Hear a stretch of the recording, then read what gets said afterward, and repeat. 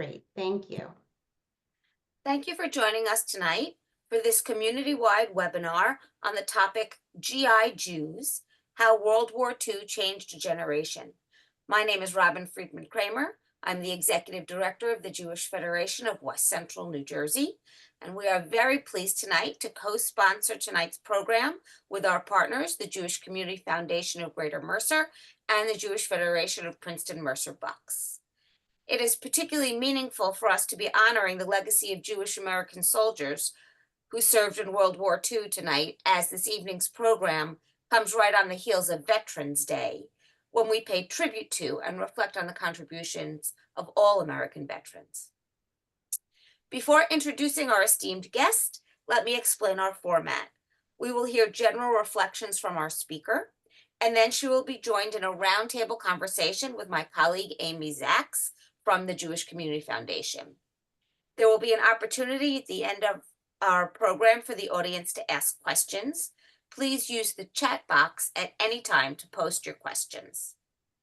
So it is now my pleasure to turn the floor over to Linda Meisel, Executive Director of the Jewish Community Foundation, who will introduce our speaker. Linda? Thank you, Robin. I'm so pleased to introduce our speaker, Professor Deborah Dash Moore.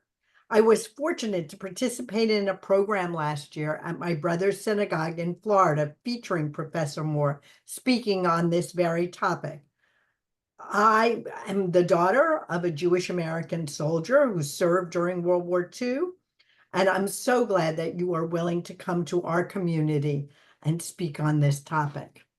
Deborah Dash Moore is a Jonathan Friedman Distinguished University Professor of History and Professor of Judaic Studies at the University of Michigan, specializing in 20th century urban Jewish history. 3 of her published works form a trilogy, moving from studying second-generation New York Jews to examining the lives of Jewish American soldiers in World War II, and culminating in a history of the migration that carried big city Jews to Miami and Los Angeles after the war. Tonight's topic, GI Jews, How World War II Changed a Generation, served as the basis for a documentary on PBS. Her most recent book, Walkers in the City, Jewish Street Photographers of Mid-Century New York, published in 2023, is a winner of the National Book Award and extends to her interest in photography. Professor Moore serves as the editor-in-chief of the Posen Library of Jewish Culture and Civilization, a 10-volume anthology of original sources translated into English from the biblical period to 2005. Welcome, Professor Moore, and we look forward to hearing from you. Well, thank you very much, Linda, and it's a pleasure to be here. I do think that it's really valuable to reflect upon the participation of Jewish Americans during World War II, especially at this moment. One of the things that I am struck by at this moment is what it must have been like for American Jews to watch World War II unfold from the safety of the United States. We're seeing wars happening now, and we're pretty secure here. And starting in September 1, 1939, when Nazi Germany invaded Poland, World War II began. It continued into the spring of 1940, when Germany invaded the Low Countries and France. And really, by the end of June, basically, it was just the British who were fighting Nazi Germany. And Americans were watching. And sentiment in the United States was pretty strong against getting involved in the war. And then, of course, Roosevelt is elected for a 3rd term, which was unprecedented at that time. And in 1941, in December of that year, after Nazi Germany had invaded the Soviet Union, the Japanese bombed Pearl Harbor. And that, of course, changed everything. The United States declared war against Japan. Germany declared war against the United States, and Americans were in the war. But I start with this sort of preamble just to let you have a sense of how much or how little some of these Jewish Americans may have known at the time. Just think back, if you were a boy becoming bar mitzvah in 1939, 13 years old, by 1944, you were eligible for the draft. And well over 500,000 American Jews served in the military. They served in all the branches of the service, and they were shipped to both the European and the Pacific theaters, not to mention North Africa. So they were very well integrated into military service. And that's important to keep in mind because, of course, during World War II, African Americans were not integrated. They were in segregated units. So the Jewish experience was one of being integrated, but at the same time having to figure out how to gain acceptance. And many Jewish Americans entered the military. They enlisted in large numbers because they wanted to fight Nazi Germany. And when they get into the military, they discover that many of their fellow Americans are in the service, if they enlisted, because they want to fight the Japanese. So there's this sort of disconnect between why Jews are going in to military service and why a lot of other Americans are going into military service. Jews lived in these years mostly in large cities, New York especially, but not just, also Chicago, Philadelphia, Boston. And because they lived in large cities, there were many sections of the country where there were hardly any Jews at all. And this meant when Jews entered military service, they encountered soldiers who'd never met a Jew before and who carried with them certain ideas about Jews, some of which were not very favorable. At the same time, many of these urban Jews really didn't know many non-Jews because in a big city like New York, where Jews were maybe 30% or so of the population, they lived in their own neighborhoods, they went to public school. Catholic kids who also lived in the neighborhoods went to Catholic school. So Jewish kids tended to have a fairly insular world. They ate at their parents' tables. They didn't go out. So if their parents kept kosher, that's what they were used to. And then they come into military service and everything changes. And I want to just read to you a very short excerpt of a letter written by one GI back home to his parents. Single guy, he's 18, and he has just been inducted. And so he's writing to his parents about what has happened. And he says, "The dawn came and the bugle blew, and in the 15 required minutes, your son had dressed, washed, made his bed, and put his personal stuff in order and was out in formation," he breathlessly wrote on his first day in camp. Now, he hadn't even gotten his uniform yet, but he did eat breakfast. And breakfast proved to be his first ordeal in becoming a soldier. What was for breakfast? Well, facing the new recruits was basically a good American breakfast. Orange juice, milk, coffee, Wheaties, toast, and ham and eggs. Now, he'd never eaten ham and eggs before because he ate at home and his mother kept a kosher home. He wasn't particularly religious, but facing that ham and eggs, he didn't know what to do. And so he said he dug into this trafe combination and it was horrible. He admitted to his parents, but with the help of the coffee, I swallowed it much as one would an aspirin. This is a wonderful letter because it lets us get a glimpse of what it was like for, I would say, probably many Jews. The guys sitting around the table eating breakfast with him, they would not have known that he was struggling to eat the ham and eggs. So it lets us understand some of the ways in which Jewishness gets to be internalized, right? It's something that is who you are, but it's not necessarily something you advertise. On the other hand, when Jews faced anti-Semitism, and they did face anti-Semitism in the military, they had to decide how to respond. There weren't any guidebooks, right, on what do you do when you're faced with anti-Semitic slurs addressed to you by a fellow GI. So one guy I interviewed named Paul Steinfeld describes an incident. He was in the infantry, still stateside, and he's shaving, and another guy is standing next to him who's also shaving, and he's from the South.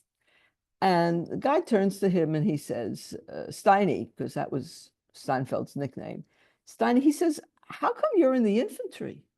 I thought all of your race were in the quartermaster's corps. Now, the quartermaster's corps, of course, dealt with supplies, right? So Steinfeld drops his razor, and he's ready to fight. And the guy backs off. He says, well, I never met a Jew before. And he repeats the same thing. I thought all of your race were in the quartermaster corps. So Steinfeld takes a deep breath and says, okay, maybe he's going to be able to educate him. So he says, listen, first of all, we're not a race. And second of all, what kind of stupid question is that? I'm here standing next to you. I'm in the infantry, just like you. Right? And this was, Steinfeld's effort to try to build a sense of rapport. Because when you went overseas and you went into battle, you had to be able to trust your back. You had to be able to feel that your fellow GIs, were there with you and they were going to support you and not, dislike you enough to have an accident with the weapon. Indeed, when Steinfeld gets overseas in Europe, and he does get overseas in Europe, and they're outside of one of the first places they entered in Germany, Augsburg, they're dug in. Steinfeld is on watch, and he goes back to get the next person, and then to stand watch for the buddy who was about to be relieved, who was really, really cold. And Steinfeld goes back to get this guy who was a bit of an anti-Semite, and he called Steinfeld a nasty name, which I'm not going to repeat here. And when Steinfeld wakes him up, he says the same thing. And Steinfeld just gets furious. And he says, I told you never to call me that. And he starts pounding the guy, right? Beating him, right? As he pulls him out of the hole. He says, you feel that way. Why don't you go join, the other side, right? They're very close. Just walk over there, right? That's how they think about Jews. So there's a sense that Jewish GIs they understood, especially when they went to Europe, that they were vulnerable, not just as American soldiers, but also as Jews, because they understood Nazi anti-Semitism. Their fellow GIs didn't necessarily. Now, the American military did try its best to truly integrate Jews, and it did it by considering Judaism one of the three fighting faiths of democracy, along with Protestantism and Catholicism. And when you were in the military, on your dog tag, you could put down your religion. You put it down, basically, if you were killed, so they would know how to bury you and what kind of last rites to give you.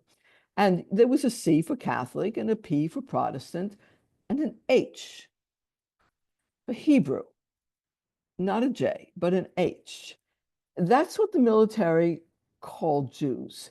So even in their effort to integrate Jews, they were still using this category of Hebrew, which had sort of racial overtones from the years of immigration where Jews were categorized as Hebrews. And many Jewish soldiers, of course, had an H on it. But when they were fighting in Europe, especially against Germany, they debated about this H, whether they should keep it on or whether they shouldn't keep it on. Flyers especially debated. One of the guys I interviewed, he had 3 different dog tags. He had one with a P, he had one with a C, and he had one with an H. And when he flew, he put the P one on because he didn't want, in case he got shot down, anyone to know that he was Jewish. But there were other guys who flew who deliberately wore the H because they, in fact, wanted, if they were shot down, they wanted the Germans to know that it was a Jew who was dropping the bombs on them. So it's a very different kind of attitudes among American Jews about how to deal with anti-Semitism. Do you fight it? Do you just ignore it? Do you wear that H with a measure of pride? Or do you decide it's better sort of not to do it? The military did its best to make sure that in things like services before soldiers were buried, to have a Jew, a Catholic, and a Protestant chaplain together as doing part of the service. And in many ways, this ideal was captured. Some of you may remember or know about the USS Dorchester, which was a troop ship that went down in the North Atlantic. It was torpedoed by the Germans. And there were 4 chaplains aboard, a Jewish chaplain, a Reform rabbi, a Catholic priest, and 2 Protestants, one a liturgical Protestant and the other an evangelical Protestant. And because their chaplains were officers, they were billeted in the upper part of the ship, whereas most of the men were, of course, down below. And as the ship begins to sink and the men are coming up and getting into the lifeboats in this very icy, cold water in February, the 4 chaplains decide to give away their life jackets and their gloves and the things that would have protected them to the men as they're leaving. And then they link arms and they each say their final prayers. And of course, the Jewish chaplain says his in Hebrew, the Protestant in English, and the Catholic in Latin. And so these 3 languages of prayer and the linked arms come to symbolize, excuse me, the sort of democratic understanding of religion. These were the fighting faiths of democracy. And they were part of what distinguished the United States from other the people they were fighting, right? Especially Nazi Germany, but also the Japanese, right? So the experience then of Jewish GIs was a complex one. On the one hand, the military is trying to integrate them and say that Jews are accepted officially, right? One of the 3 fighting faiths. And on the other hand, their fellow soldiers, many of them are quite prejudiced. And Jews need to figure out ways of proving themselves to these fellow soldiers. And indeed, many of them took risks sometimes because they wanted to show that they were not afraid. One of the guys interviewed in the movie, the G.I.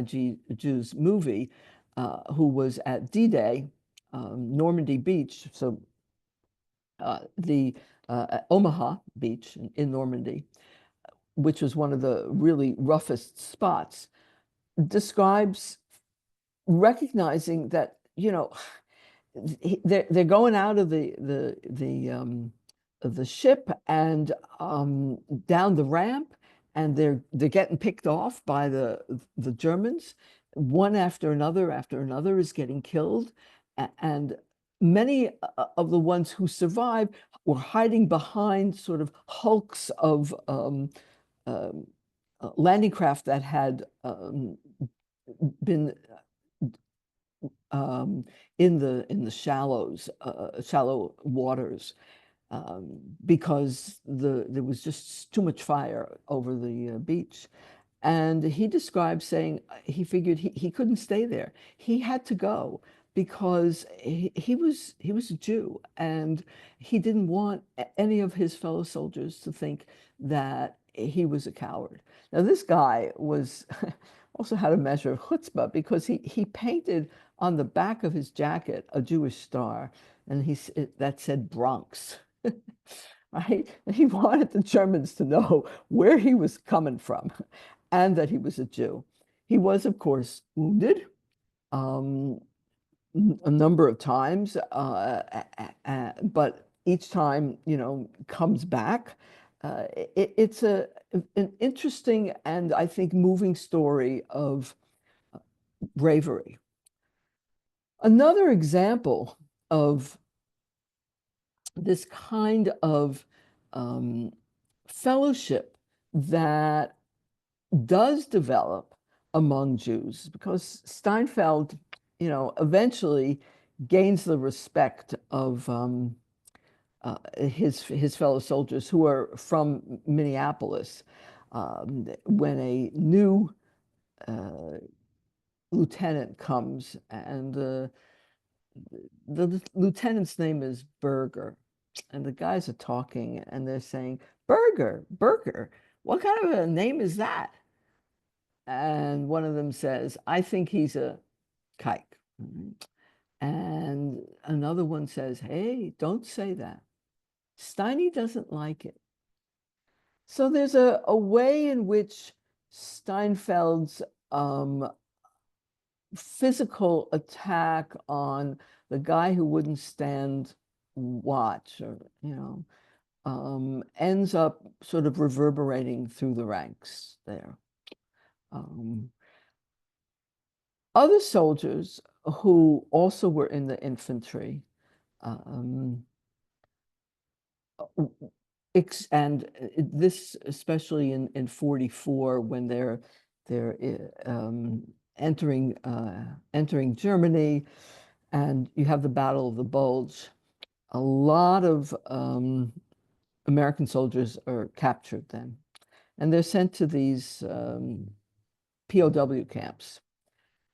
And in the POW camps, the Germans SS, that is, try to separate out Jewish soldiers from non-Jewish soldiers. Now, many of the soldiers threw away their dog tags as a gesture of solidarity. And one sergeant, master sergeant, who's ordered by the SS to identify the Jewish soldiers in this POW camp, refuses to, and faces down an SS officer who threatens to shoot him. Right? And basically, the SS officer ends up backing off. So this master sergeant, who was in charge of the soldiers, saved around 200 Jews that day in the camp, which was a really amazing story. At other times, the SS and the Germans didn't care. They just took people who had what they thought were Jewish names, and they didn't where they were from. And there were incidents where these prisoners of war were sent to essentially a concentration camp, a Berga concentration camp. So their experience of the war was really very, very difficult.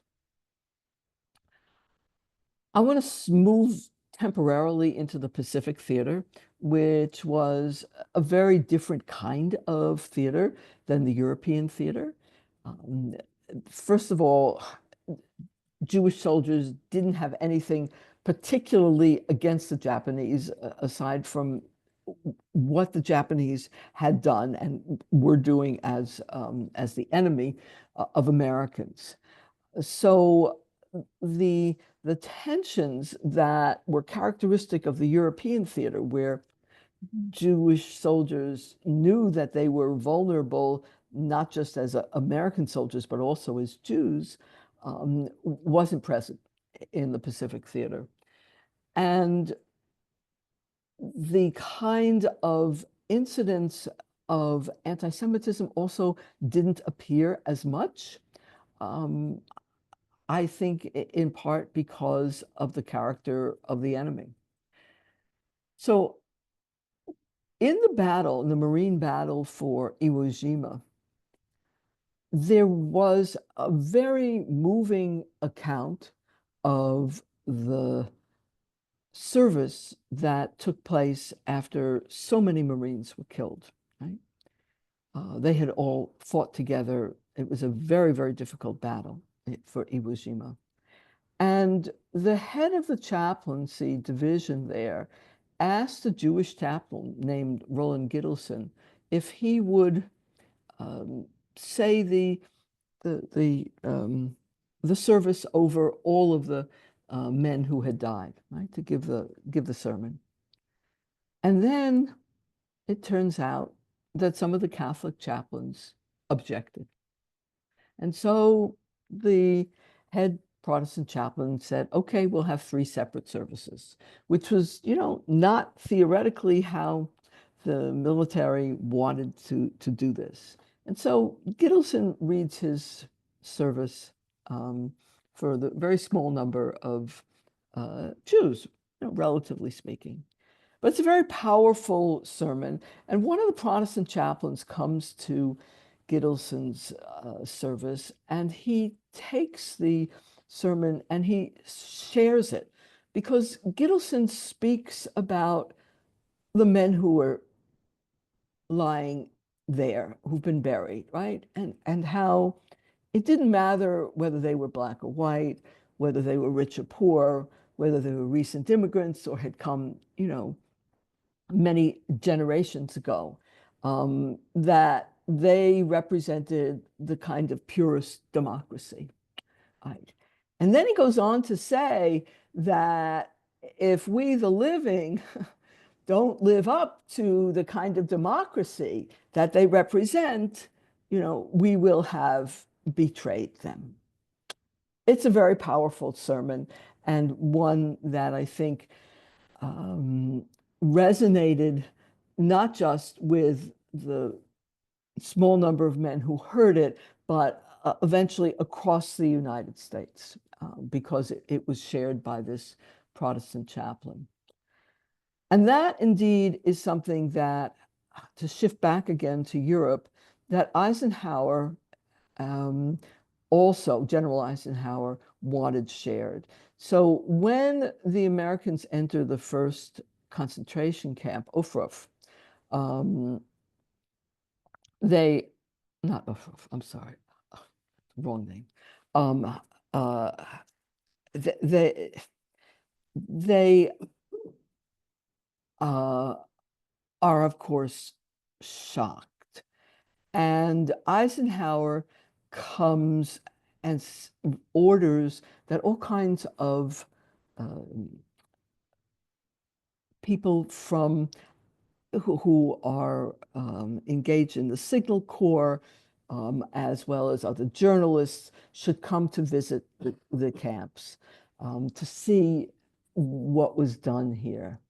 And he does that because he says, he's been told, we've been told is how he puts it, that Americans don't know what they're fighting for. But this way, at least, they'll know what they're fighting against. So I have a short clip from a service that was held at Dachau in May after VE Day with a Jewish chaplain and Jews who were imprisoned in Dachau. So if we could just play that, that would really be great.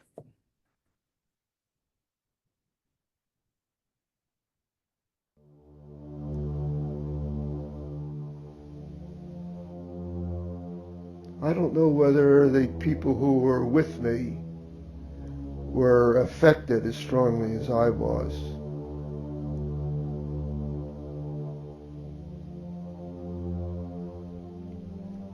I'm not sure they grasped that this was just one of many extermination camps.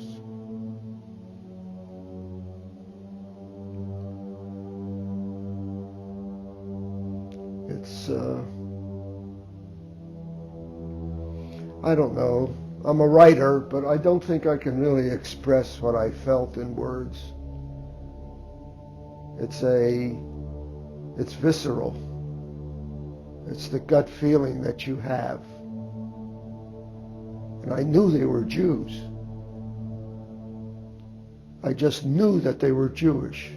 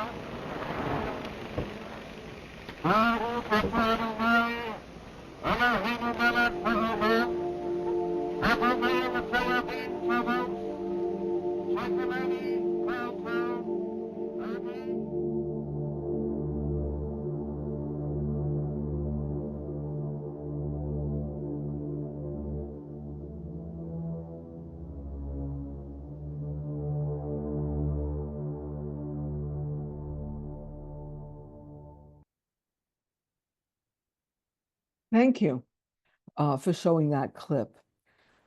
So that's Chaplain Eichhorn, who had traveled, through Europe before he gets to Dachau. And there's an interesting backstory behind the service and why, in fact, we have a film of the service. Because there was a hierarchy in the Dachau camp, and Jews were obviously at the very bottom of the hierarchy. And when Eichhorn wanted to hold a service in the main square, the other prisoners objected. The other inmates objected. They said, no, you can't do that. They didn't want Jews to be able to be in that main square. And George Stevens, who was in the Signal Corps, he was a Hollywood director, but in the military. When he heard this, he was furious. And he goes to the higher level of the Americans to say, no, we've got to have a service here, and we've got to show the world, we've got to film it to show the world that this is different, that the US is different. America is different from the rest of Europe. And so that's why we have this service filmed very skillfully, I might say, by Stevens. And you can see that they are in the main square area of Dachau. And you also get to hear how the chaplain presents himself, both as a representative of the American army and as a representative of American Jews. And I think that that is characteristic of many of the Jewish soldiers in military service. They were both. And especially when they encountered European Jews, encountered survivors, they really wrestled with those two elements of their identity and what they could do, how they could help, how they could not help. You know, you heard from that former GI at the very beginning, the way in which what reached soldiers first was the smell. And that was something that many of them could never quite get out of their consciousness. Now, obviously, they come back, and when they demobilize, after the war is over, they take advantage of the GI Bill. It is an opportunity for them to try to pick up lives where they left off. But I would say that they're changed. And they also go about changing America from what it was when they were growing up. And I know as someone who's born after the war, it really made a difference. That I'm very fortunate to have grown up in the America that these men and women made. So thank you very much. And I'm interested in your questions, Amy, if you want to ask a few. Sure. Well, thank you so much. This was a fascinating presentation. I think everyone in our audience has been soaking it up. And I just wanted to remind those of you who are watching that if you have a question, please put it in the chat box. Those of us who are on the Zoom are seeing the questions, and we can certainly ask them for you. I have a couple of questions to start with. One is just more of like summarizing much of what you presented, but if you had to describe just the overall impact of World War II on Jewish American soldiers, just shed some light on that general question. So look, you go into military service, and one of the things that the military teaches you is how to fight. And that's what Jews learned, among other things, but that's really one of the things that they learned and they mastered. And you come back to the United States, and there are signs against Jews in hotels. There's discrimination against Jews in higher education.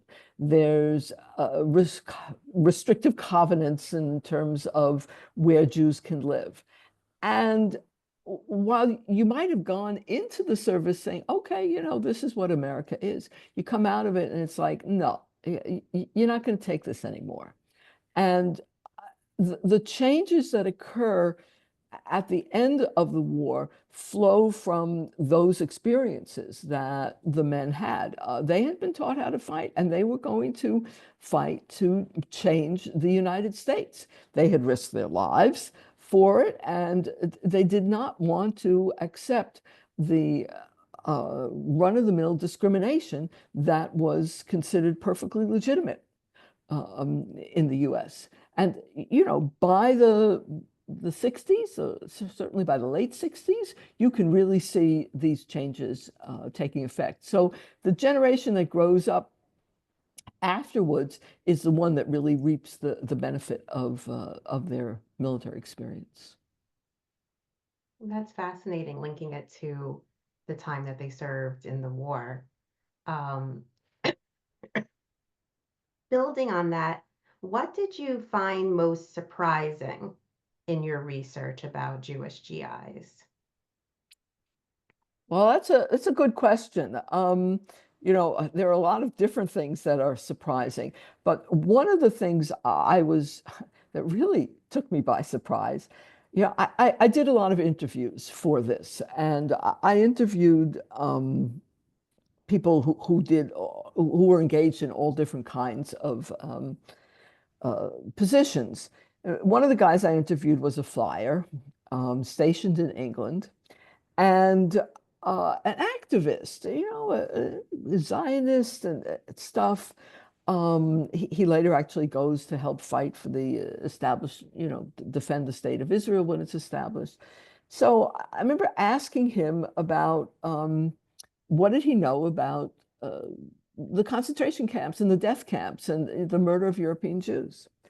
And he said, "Oh, he said I didn't really know, that it was restrictive, how much information you could get once you're in the military, et cetera, et cetera." That's a lot of people have said that. Okay. So then he gives me these letters that he wrote home. And one of his letters to his parents, Rosh Hashanah, 1944, he writes, "Dear Mom and Dad, there's one less town in Germany.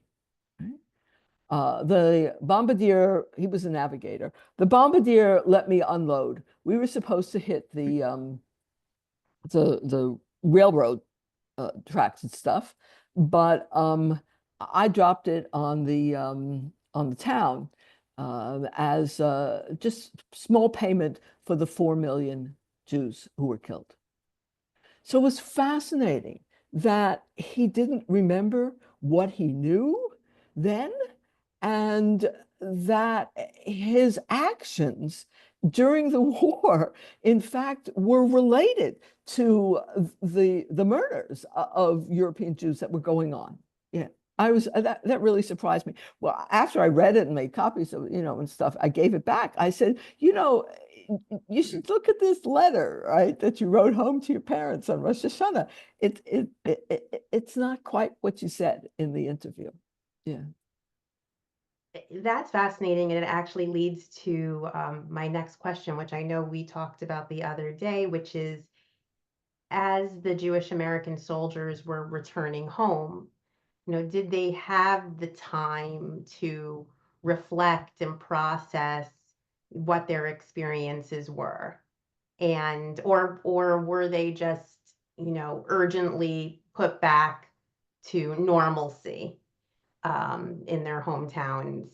And I'm thinking about this man that you just described. I mean, could he have just been thrown back into life and suppressed that memory? I'm just curious what your research has shown. So most of the men, when they come back, are really pushed to put everything aside and get on with their lives. And the men who were married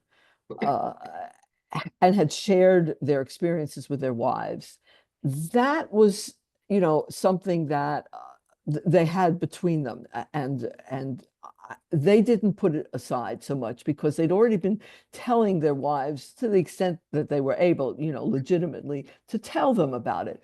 But a lot of men, they wrote to family members and stuff, but what you write to your parents is not, necessarily what you're going to tell your wife. And the ones who were single were encouraged to, register for classes, to go to school, and basically not to talk about it. When I started working on this, which was back in the late 90s, I started actually with my father and a group of his friends. And, what did my father told me and my sister? He told us a story about, he was on a destroyer in the Navy, about a time when the destroyer was in the Gulf of Mexico and it was a very cloudy day and the regular navigator was sick. So my father, as an officer, it was his job to navigate. And, it's like he was not experienced at it. So he's chugging along with this ship and he sees a tanker and he has the guy who does Morse code signal the tanker, which way to the Panama Canal. Right? And the tanker signals, turn around, you go in the wrong way. Okay. So now it's a great story. You're smiling. We smiled. It made it sound like, he was on a cruise ship or something, right? He doesn't tell the stories about what it was like with the destroyer in the Atlantic, approaching North Africa or Cherbourg or whatever. So, there were that was sort of typical, right? That people had a couple of stories about the war, and that's what they told. And so when I went to ask him, would you tell me, what really happened? It was like, okay, sure. And we sat down and we did a full interview, and then I did a bunch of his buddies and stuff. And it was very, very different. And at that point in time, these men were in their 70s and they were ready to talk about it. Yeah. Wow. Yeah. That many years later. Oh, yeah. Oh, yeah. I'll ask one more and then I'll turn to the chat box. It's 2024, a lot's happening in our world. Oh, yeah. What's the value in doing a program like tonight and you doing this research and you writing your book? What's the value in recalling this history today in the 21st century? Well, I think because we don't have a draft today, right? And we stopped having a draft because really of Vietnam. We have a very different relationship to the military. And there's an assumption that Jews who are in the military are the ones who are in Israel, right? Where they have a draft, even though they have exceptions. And I think it's really important to recognize how significant this experience was. It proportionately, Jews, it was basically 50% of Jews who were eligible to serve in the military served during World War II, which was an enormously high percentage. And, it's part of American Jewish history to recognize that Jews, played a really significant role in the military during World War II, and actually later also in Korea, and etc. But it's important because now it's quite different, and the numbers of Jews who choose to enlist are really quite small. Let me unmute. Somebody commented on that in the chat, just saying, today's army is a volunteer army and that Right. there are not many Jews. And how do you think this impacts the Jewish community? And I would go so far to say the perception of the Jewish community if you're not signing up to be a part of Yeah. the armed forces.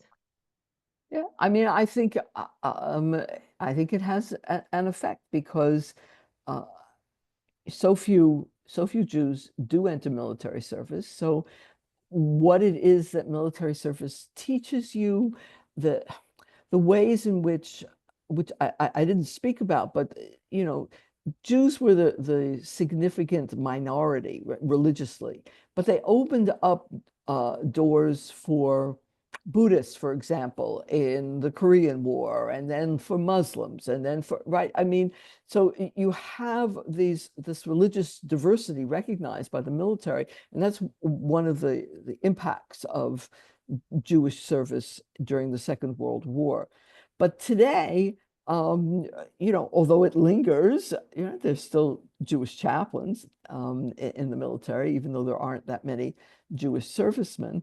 I think that it removes that experience, the experience of military service, from part of Jewish culture. And as I said, American Jews tend to think that when they think military service, to think only of Israel, and not of the U.S. Yeah. So a couple of people just commented, and I wanted to just share those comments, which is somebody wrote, "My father said that he would have told the Germans that the H on the dog tag was for human." Oh, that's great. I hadn't heard that. That's wonderful. All right. And that same person is asking if you're still doing research, because she says she has an interview with her father that he was in the Battle of the Bulge, and Oh, so if you are, we can connect you guys. But there was another person who commented that his father was in the horse cavalry stationed in Italy, experienced anti-Semitism in the barracks in basic training in Kansas. yeah. And many wanted to know, where are your horns? Right, right. I mean, that's, sometimes they went to touch your head, right? Because they never met a Jew, and so they wanted to know about the horns. One of the things that is different for American Jews as compared to European Jews, however, is that circumcision was widespread in the United States in these years among men. So being circumcised really was not a mark of Jewish difference, which was certainly, not the case in Europe. And men, men were given mezuzahs to wear around their neck for protection. Much more so than Stars of David. That was a form of protection that parents often gave to their sons. Yeah. So here's a question reflecting on you as a professor at University of Michigan. What are you most surprised about that current undergraduates don't understand about World War II, particularly as it relates to the Holocaust? Okay, so I often say that current undergraduates, right, who have all been born in the 21st century, look at the 20th century essentially as a closed book. It could have happened 500 years ago, and not just, 75 years ago, right? In terms of the war. It's really distant. Now, many of them know about the Holocaust, but it's back there, in the past. And some of the ways in which they know about it come from popular culture, movies and stuff like that. That, of course, those who have relatives, grandparents, let's say, who are survivors, that's a very different subset. But if you're talking generally, yeah, it's quite a long time ago. Yeah. It was pretty removed to them, which, Yeah. wow. Unfortunately, we don't have time to get to the other questions in the chat, but this has been really fascinating. We appreciate your time, and I am going to turn things over to Brian Shevlin, the president of our local Jewish Federation of Princeton Mercer Bucks. So, Brian. Thanks, Amy. So I just want to thank everyone for joining this evening, letting you also know that a recording of the program will be available on the Jewish Community Foundation website this week. I want to thank Professor Deborah Dash Moore for sharing her time, research, and your reflections with us. It's very moving and important to consider what you've said, so we don't look at it like a closed book. It's only 75 years ago. And thank you to the Jewish Community Foundation for hosting this evening. You can all join us again on Sunday, January 5th, in person at the Jewish Center of Princeton for the next community program entitled Election Reflections for the Jewish Community, featuring Dr. Benjamin Dworkin from Rowan University. And if you're interested in learning more about creating your own ethical will, consider joining the upcoming December 9th Zoom program on that topic led by Linda Mizell. We encourage all of you to stay abreast of the work of our Princeton Mercer Bucks Federation and the West Central Federation, as well as the philanthropic resources of the Jewish Community Foundation. And you can visit our respective websites and social media pages to learn more. We hope to see you all again soon, and have a good evening.